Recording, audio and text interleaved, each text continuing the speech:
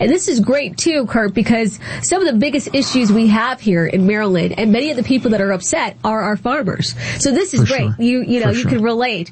I have to ask you, what made you want to run for this executive seat? Because this is no small task. No. Like you said earlier, we need something different. And just an older guy. And a lot of the guys that are my age, or friends of mine that are my age, that are long-term, generational Maryland people, are leaving the state. And there's no common sense. I mean, like, what Moore's doing right now. It just doesn't make any sense what he's doing. So, the reason I'm running is for just trying to bring some common sense back. Yeah, well, we need a lot of that. Of course, my first big question here, when you get into office, if you are, able to be the nominee and then go on to win this seat, what's your first priority? Like we were talking about a little earlier, is it seems like the way it works right now is it's more about conflict. Like, I don't like you because you're a certain thing, or you're a Democrat, Republican. I don't understand the basics of a good life are safety. Safety, a way to make a living, raise your kids, just a normal life. And I think that the first thing we would do is try to go and just find out what all the differences are, what all the similarities are, and then work on the tax and the cost. What we spend. There has to be a lot of extra money that is in the cost that we could eliminate. Yeah, well, speaking of which, great point there. We're talking about the economy. We're talking about, I guess we're looking at a $4 billion deficit. So whoever the governor, the next governor will be, will inherit, this deficit. Meanwhile, Governor Moore inherited a surplus of $5 billion, we were told. I don't know, I'm not sure. He keeps saying that wasn't there. And for many experts say that the surplus was there, right? Whether it was structural or not. When you get into office, if you're able to do so with that deficit, you're talking about making some of these cuts. Some people would bring up either the Kerwin Commission, the blueprint, right? Everything they're doing in education. Is there a cut that you could see right out the bat where you could just say, you know what, we don't need this? Similar to like President Trump and Doge. Is there something that you see right now where we're just spending a ton of money and not getting the results?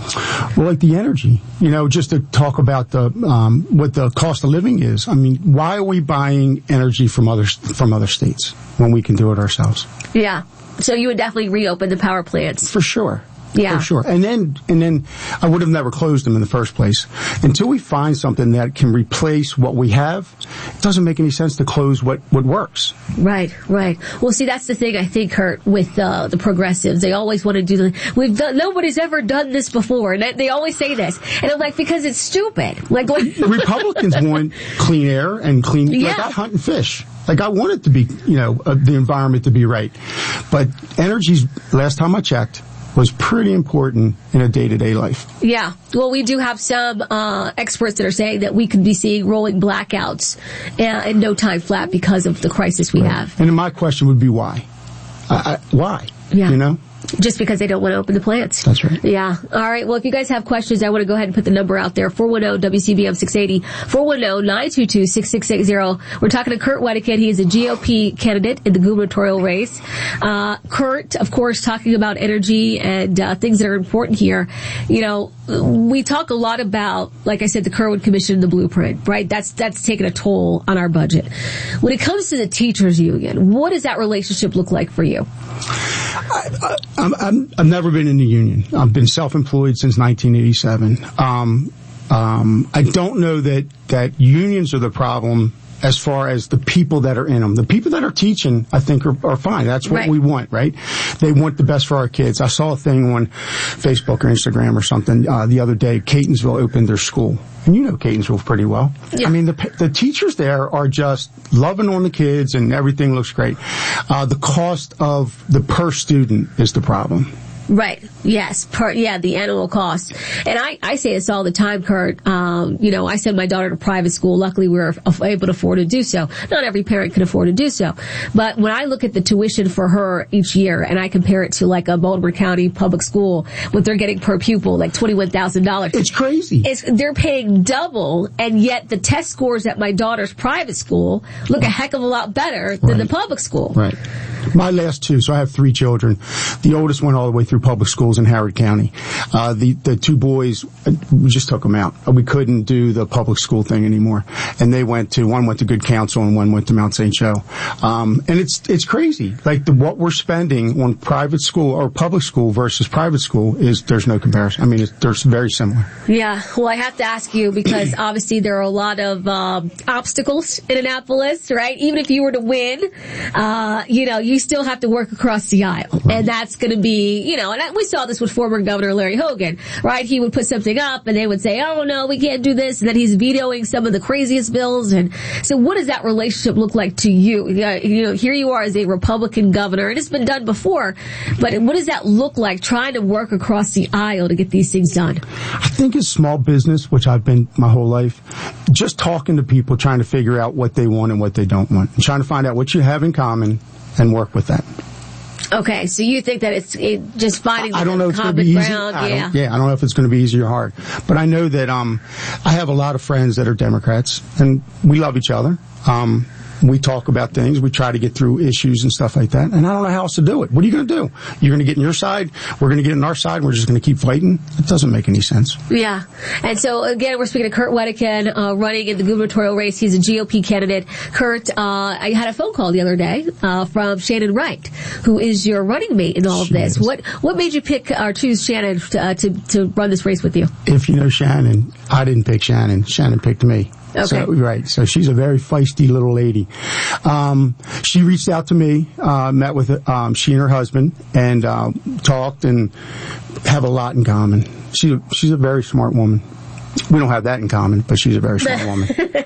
Yeah, no, and Shannon also has experience running for office. She does. And so, in case people listening don't know, because some people listen from Eastern Shore or what have you, Shannon Wright did run for mayor in Baltimore City a couple of different times. That in itself is a very difficult task for anyone to take that on as a Republican. Right? Yeah, you've got some. You got a set of stones there. I'll just say what it is. Right? Yeah, I'll say what it is. Because it's a very difficult challenge, and you know that you're chipping away. You know you're walking into rooms in which you are not welcome. Right. And that is very difficult. And I think, when people are looking at the map here, Kurt, when you are looking to win this race, you've got to win in PG County, most likely Montgomery County, maybe not all of it, probably half, but also in Baltimore City. What does that look like for you? Because these cities, PG and Baltimore, they always vote blue no matter who. What is your line of attack? What's your strategy on that? Shannon's going to be, obviously running that, because she did it before. But I think it's just getting in front of people. I think that we've been separated so much. Like I said, it's really rigged for conflict. And I don't want to fight. Like, I'm done with all that. We'll just sit down and talk and try to get people to understand what we're thinking. They can't be happy with what's going on right now. I mean, they can't be, Kim. Yeah. And we were talking earlier, because you mentioned there's a lot of people that's been here for generations that are leaving the state. How do you get these people to stay? By changing the taxes. I mean, everything's at my age, everybody is. The taxes are on their mind. And then if they want to try to tax you 6% or whatever on the way out the door, like, how does that make any sense? Oh yeah, the exit tax. Right. So, it would be just fix the taxes, make most of the guys and girls that are my age aren't really worried about growing their businesses. They're just trying to keep them where they are. But just try to make this a business friendly, development friendly, tax friendly state. Yeah. I don't think it'd be that hard either. Like, I don't think it'd be that difficult. Well, see, and that's what the relationship on, at the State House would be, because, the spending is obviously an issue. Right. And as you're working across the aisle and getting to know some of these Democrats, for some reason, they don't seem to understand how to budget. They don't understand, like, if you don't have the money, you don't spend it. Right. Instead of just taxing people more. And so that's really my question, about working across the aisle. How do you rein in that spending? Just say no. Say no. Just say no. Like, somebody that's a full sentence. No. You don't need to say anything else. We can't spend what we don't have. And being a small business guy, it doesn't make any sense just to write checks that there's no money there for. There's no money for.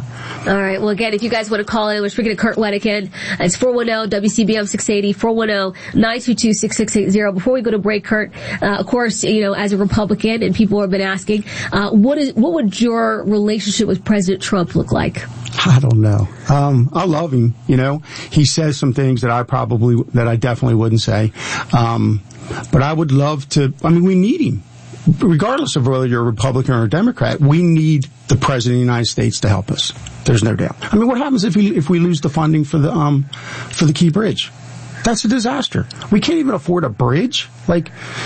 How is that a good place to be? Yeah. And that's funny because I was talking earlier, I saw an article where Congressman Andy Harris, our lone Republican in the delegation, he was asked about the Key Bridge funding, and he said, I think he was making a joke. He had to be making a joke. He said, maybe we can pay for it on the state level. I was like, we don't have any money. I know, but that's the point, right? Yeah. That he actually thinks that we have, an extra $1.9 million or whatever it costs just to throw at a bridge. Yeah, the $1.9 billion, yeah. Billion, I'm sorry. We don't have it. We don't. All right, coming up next, we will still have Kurt Wedekind with us. Again, if you want to call in, ask questions, or even text in, you can. I'll read them out loud for you. We're going to talk about crime, juvenile crime, and of course here on WCBM, Kurt, you got to talk about the Second Amendment. Amen. So we'll do all that and more when we come back.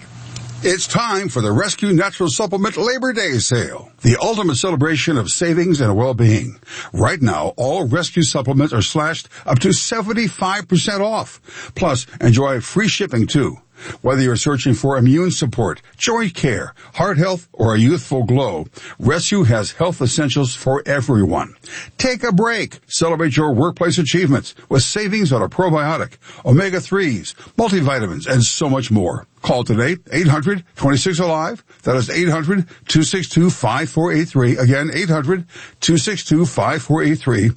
And speak with a knowledgeable product consultant. Or you can shop online, res-q.com. That's res-q.com. Celebrate Labor Day with 25 to 75% off. Again, all Rescue products are slashed up to 75% off site-wide.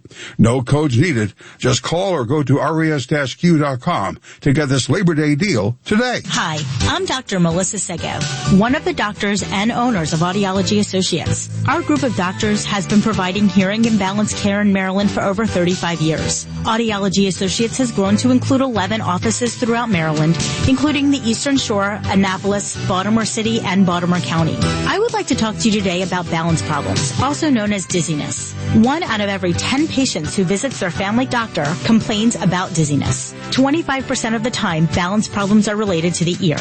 At Audiology Associates, we can not only diagnose the cause of your balance problems, but if it is appropriate, we can also provide a treatment plan. You need not be bothered by dizziness anymore. So call our main number at 410-944-3100 or visit our website at aaiaudiology.com to make an appointment. Your initial consultation is covered by almost all insurance plans. So call 410-944-3100. Audiology Associates. When silence is not golden. Have you been in an accident? The most important call you're going to make after the cops is to 877-OUCH-911. Why? Because I'm the only attorney who gives a shit. 877-OUCH-911 or OUCHGuy.com. Ouch Guy is Yehoshua Beer. Joe Hartman here, owner of Perry Hall Investment Group. Now is a great time to sell your unwanted property for top dollar with no commissions or fees. Call me today at 410-989-5200. That's 410-989-5200. Hi, Rod Barowie here. Be sure to listen to Safe Retirement Solutions Radio right here on WCBM Thursday evenings at 6 and Saturday morning at 11 o'clock to avoid making crucial mistakes in your retirement. The Rob Carson Show. Hey guys, it's Carson Winsby on the show. A former Republican governor delivers a smackdown to MSNBC's negative take on Trump bringing down crime in our inner cities. Uh-oh, guess what day it is? Guess what day it is? Huh? Anybody? Plus another meeting of the Trump cabinet super friends. Julie, hey, guess what day it is? Okay. Noon to 3 on WCBM. Woo-hoo! The Rob Carson Show. Weekdays noon to 3 on Talk Radio 680 WCBM. welcome back. We're in studio with Kurt Wedekind. Don't forget, you can call in and ask a question. 410-WCBM 680, 410-922-6680. You can also text in the text line. And Kurt's running in the gubernatorial race. He's a GOP candidate. Like I said, I expect the GOP primary to be pretty crowded. I even hear rumblings of more people possibly getting in the race. Kurt, I'm pretty sure you've heard that too. So, to take this on, very brave of you to do so. Real quick, Kurt, before we go to the phone lines, where can people find you? What's your website? Where can they make a donation? It's kurtwedekind.com. So it's KurtWedekind.com. All right. Very simple indeed. I'll go over to the phone lines. I got Theodore in Parkville. Good morning, Theodore. Yes, I'm listening to the gentleman, and I'd like to give a perfect example of why people don't vote Republican. When all of us were small, and sometimes we did something that we shouldn't do, our parents and our family, they still loved us, and they still helped us, and they corrected us.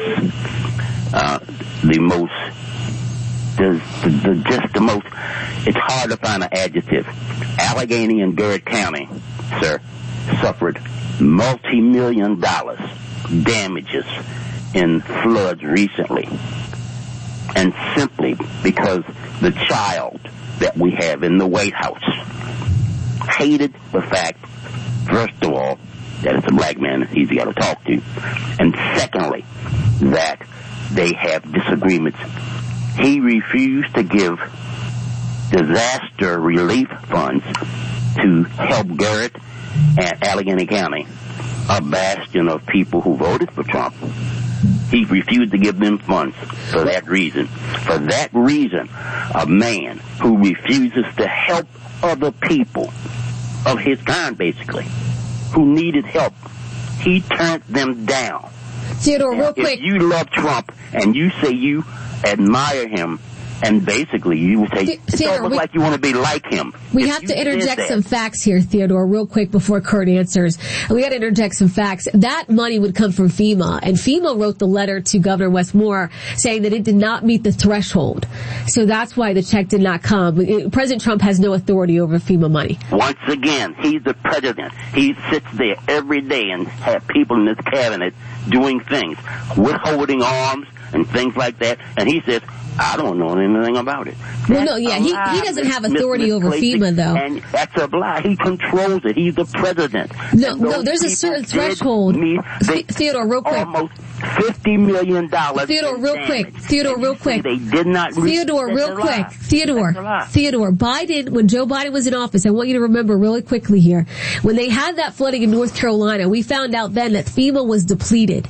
So the funding wasn't there. So if you don't meet the threshold, they're not going to jump over cliffs to try to send money to out there whether they met the threshold, Kim. Ask them. They did. They don't have. They did meet the threshold. They did not meet the threshold. Governor Moore made a video talking about this, Theodore. You got to deal with the facts first. Well, you aren't dealing with the facts. You're dealing with the fact that FEMA is not underfunded. All they have to do is make a vote. Well, maybe you should call FEMA and ask them. Once again, that shows how Republicans are. That's why people hate don't like Republicans. Nobody hates Republicans. We have control of the House, the Senate, and the White House. It's just you. You're the only one. Kurt, if you don't mind, we're going to dump this call because it doesn't make any sense. And what he's talking about, Kurt, and I know you probably know this, but FEMA was depleted during Joe Biden's administration. Unfortunately, he used it for illegal immigrants. So when the flooding hit North Carolina, they actually didn't even have enough money to help a lot of the North Carolinians. And so when Trump came in, of course, they went back to having to meet the threshold. And so when Governor Moore asked for the money, they said it doesn't meet the threshold, and no, we don't really have the funding. And so that's what Theodore's referring to. But if we had that $5 billion surplus that was still in the pot from former Governor Larry Hogan, we could use that. We could use that in Western Maryland, but we don't have it. And Theodore's not going to talk about that. All right, thank you, Theodore, for the call. If you guys want to call in with some legitimate questions, please, 410-WCBM 680, 410-922-6680. We get back, we'll talk about crime here in Maryland.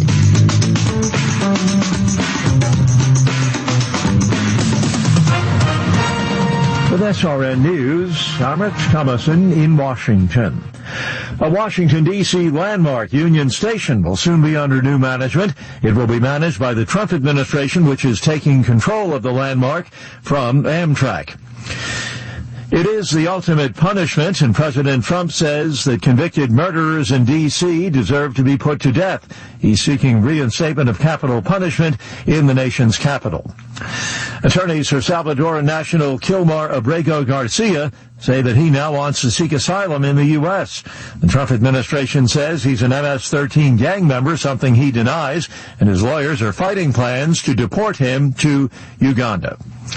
On Wall Street this morning, stocks are mixed. The Dow is up about 77 points, while the Nasdaq trading 17 points lower, the S&P 3 points higher. More details at srnnews.com. This is Pastor David Lewis at the Cub Hill Bible Presbyterian Church for the Moment of Truth. I've often said that when we need to assess the reasons for a particular problem with which we may be struggling, it's time to look in the mirror. Or as Pogo once said, we have met the enemy and it is us.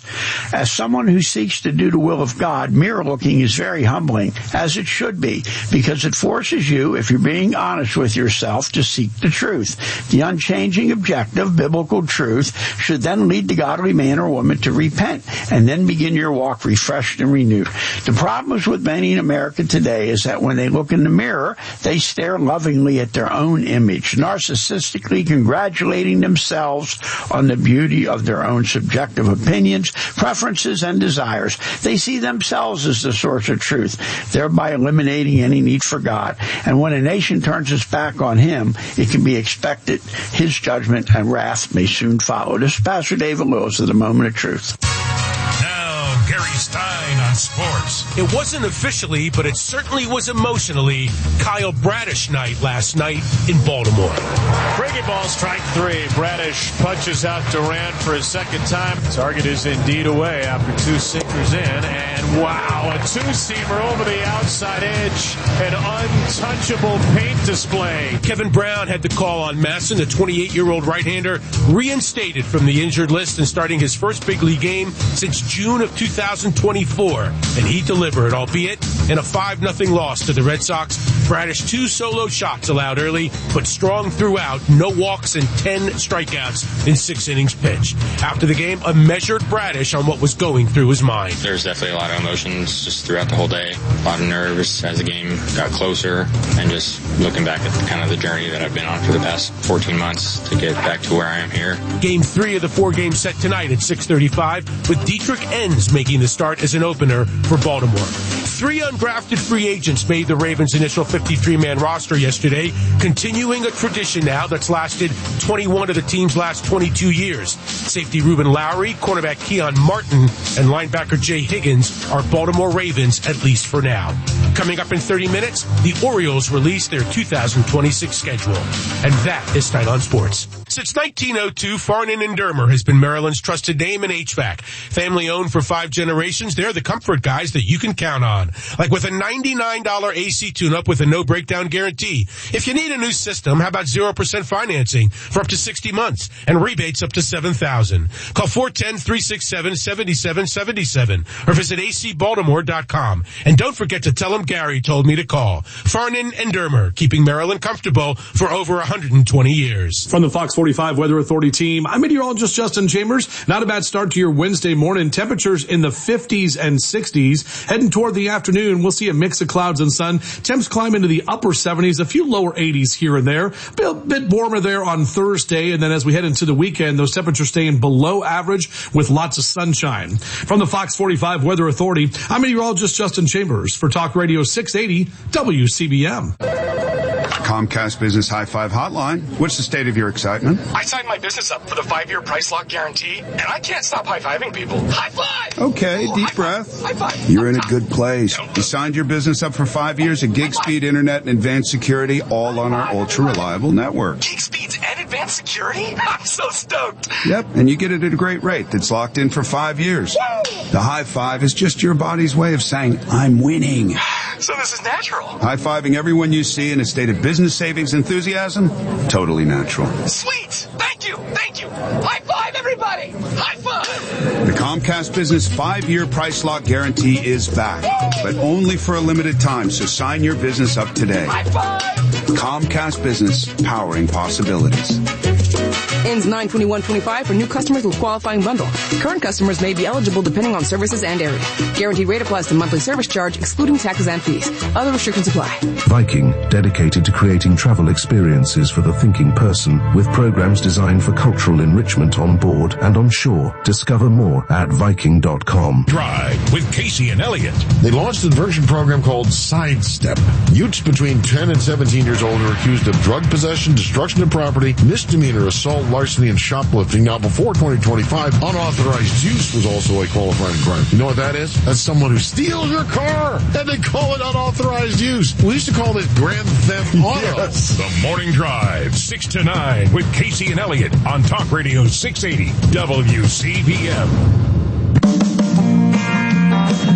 All right, we are in studio here with Kurt Wedekind. Don't forget, he is running in the gubernatorial race in the state of Maryland. He is a GOP candidate. Like I said before, very crowded primary. We can expect it to be even more crowded, I would say, by November of this year. And so, you know what? I look at it as a good thing. You've got a lot of options, a lot of great options. Kurt, just so you know, we did do a poll here at WCBM, and we asked people if the election were that day, this was last week, who would they choose? And you actually came in third place. There were about 6 options there. First was Ed Hale Sr. This was right after his announcement that he's running as a Republican. And then, of course, former Governor Larry Hogan, because he's been teasing that he might get in the race. We have no idea. I have no idea. I've got no intel on Hogan. I don't know anybody in the Hogan camp. And so, you came in on third place, right above, John Myrick. So that was before anybody even heard from you here at WCBM, that they're already hoping, that, you know, you're going to fare well here. I would think that you're going to get a lot of support from Carroll County, obviously. You are a farmer there, right outside of Westminster. And I thought the caller was going to talk about the transmission lines, but he didn't want to do that, I guess. But I wanted to ask you, because everybody's talking about these transmission lines, going through a lot of these farmlands. And, you know, you got the surveyors out there. Of course, you got Sheriff Deweese, who's he's the best. Yeah. He is if we could clone him, he's the best. Yeah, and he's like, look, I'm not assisting you on any of these properties. But, you know, with all of that going on, because this could end up in a situation where there could be eminent domain, what is your stance? What is your opinion on those transmission lines? I hate eminent domain. And I'm not sure, I did talk to my attorney about it, because it was actually going to run right through our farm. The reason why we bought the farm was to get away from public water, to eat right. We had a lot of health issues back in 2015. So our health is really important to us. But eminent domain, I don't know. I mean, eminent domain for a road, a hospital, you know, those kind of things. But a power line that's supporting, yeah, Virginia. Yeah, it doesn't make any sense. Yeah. So, but thank God it missed our farm. So. Yeah. So with a lot of people still wondering, I guess, you know, because you've got, I think it was Delegate Pippy that reached out to the Trump administration, see if they could get some help, because I guess the surveyors want U.S. Marshals to even come in and help them with surveying the land. What kind of fight are you going to put up against something like this? I'm going to call our sheriff. I mean, he's done such a great job, Carroll County Sheriff. I don't know what as governor, I mean, I'm sure I could do a lot of different things, but I would fight the transmission line. You know, it would have never gotten this far. Yeah, because right now, I mean, Governor Moore has pretty much virtually been silent on it, right, while people have been pleading for his help. And look, I told people from the very beginning, Kurt, I'll throw this out there. I know you don't have the division in your heart like I do, but I told people. I don't know what I don't know. Yeah, I told people, I'm like, look, you know, there were so many people that didn't want to make it political, and I said, look, it's very clear. The Democrat Party, they're the whole, you know, Green New Deal. They are just fine with running these transmission lines in your yard. The Republican Party will help you fight this. Right. But I had people, you know, Democrats who are farmers, who's got some of their land, you know, mixed up in this. They said, well, you know, we don't like Trump, or we don't want to make this political. But sweetheart, you don't have a choice. Right. You know, if you want to save your land, this is a Republican issue. Right. So I'm glad that you would fight back against that. Of course, this is WCBM, and our listeners are very concerned about the Second Amendment. We wish we had more gun rights, obviously, in the state. What is your stance on the Second Amendment, and what can you do as the governor, at least try to do? I know you're going to get pushback from, you know, the General Assembly, the Democrats for sure, but what can you try to do? Well, I have 3 kids, like I said, and myself. We all 4 of us have our concealed carry. So, gun rights are really important to us. We're all hunters. it's important. I think that being able to carry a firearm is protected. Yeah. Yeah, well, and a lot of people are like, look, it's part of the Constitution. We don't know how we got this far where they're, basically taking our rights. I think we were also talking about here in the state of Maryland, they kind of treat the criminals like the victims. Yeah, for sure. And we want to stop seeing that. And considering that, obviously a big topic is also still the crime. We're seeing a lot of people, repeat offenders, getting away with whether it's carjacking, robbery. We saw a guy in Mount Washington stealing packages off of porches, and they would arrest him and let him right back out the next day, and he would do it again. When it comes to crime, where are you on that? How can we better work with our prosecutors and get this under control? Just make everybody responsible. There's consequences for what we do.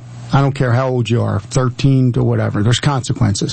What those consequences are, I guess we can talk about. I don't think anybody that has a 13-year-old boy wants to put him in a adult prison. But there has to be some sort of consequence. There has to be something that comes along with that crime. Otherwise, it's not going to stop. And I think that it's been years. I don't remember how long ago. When did they stop chasing in Baltimore City? Oh, yeah. They don't do chase. Yeah, they don't chase at all anymore. That doesn't make any sense.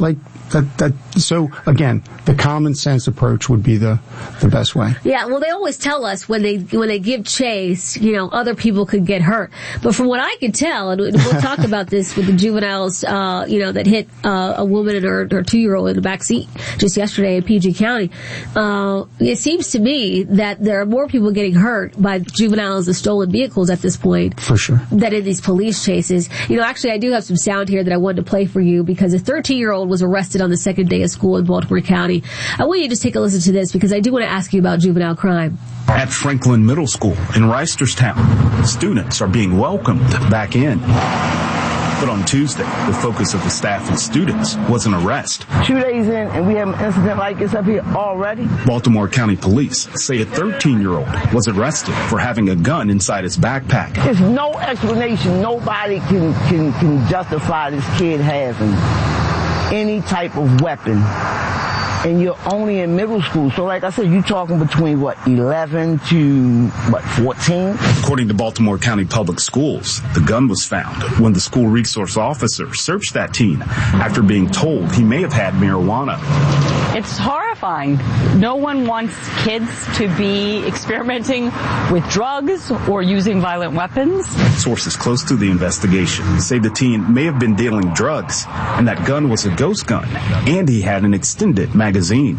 Of course, somebody could have been harmed or even killed. And then this would be a whole different conversation. The principal sending a statement to parents about the incident, saying, quote, safety is a shared responsibility.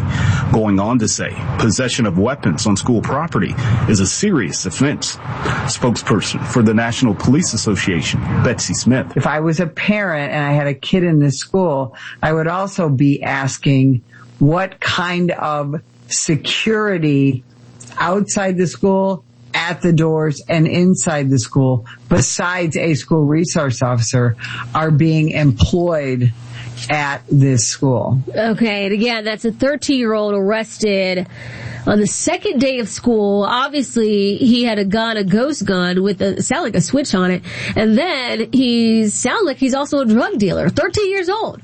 What do we do in this situation? It all goes back to parenting. Right? I mean, you have a little girl. Parenting is the big deal, right? But everybody would agree that the drugs and the firearm are not what we need in the schools. We have to stop it, whether it's metal detectors or policemen at the front door or whatever it is. But the good news is nobody wants that, whether you're Democrat, Republican, inner city, Westminster, wherever you are. Yeah. I just, it's shocking to me because I hear about how young these kids are. As you mentioned, I do have a daughter. She's 9 years old. And, she's still watching kids' YouTube. I'll come in her room. She's watching SpongeBob. I can't imagine, somebody 4 years older than her with a firearm selling drugs at a middle school. I mean, it's wild, but you're right. These parents are not held accountable. I know our state's attorney, Ivan Bates in Baltimore City, he wants to do something and work with the General Assembly, hopefully in Annapolis, about trying to charge parents in all of this. What are your thoughts on charging parents? Shannon and I were just talking about this. I don't like making I don't believe making somebody else responsible for what somebody else does, right? So, but I do think, I know after raising 3 kids, that having both parents in the house, having aunts and uncles around the community, in Catonsville, we are just littered with family members and everybody kind of keeping an eye on the stray and all that. So I don't know if I'm not comfortable with charging parents for something that a child does. That doesn't make a lot of sense to me. Okay, but a 13-year-old in this situation, are you charging him as a juvenile? Are you charging him as an adult? Like, you don't charge him personally, but what would you like to see happen? A juvenile. So I would, juvenile. yeah. Okay. So I think that I would think that the data, and I'd have to check, would speak for itself. But you put a 13-year-old boy in a men's prison for 15 years. The likelihood of him being a better criminal, yeah, right, is exactly 100%, right?